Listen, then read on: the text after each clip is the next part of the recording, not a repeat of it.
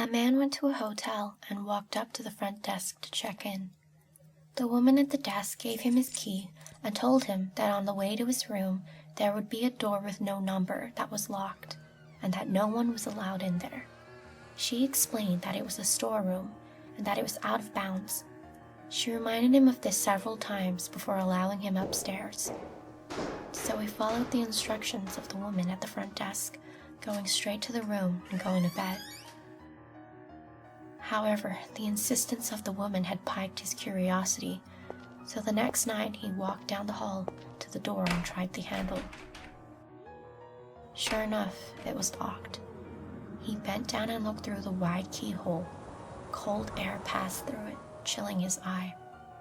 What he saw was a hotel bedroom like his, and in the corner was a woman whose skin was incredibly pale. She was leaning her head against the wall, facing away from the door. He stared in confusion for a while. Was this a celebrity? Maybe it was the owner's daughter.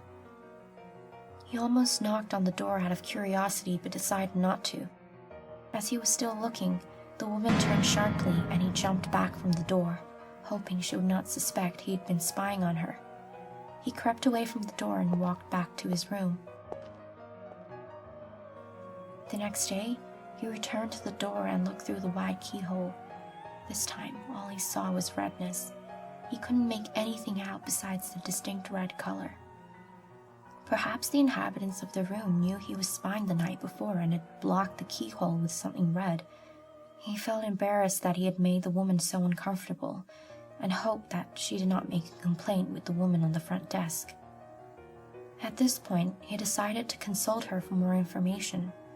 After some gentle quizzing and the promise that the explanation would go no further than him, she finally said, "Well, I might as well tell you the story of what happened in that room. A long time ago, a man murdered his wife in there. We find that even now people get uncomfortable staying there. But these people were not ordinary.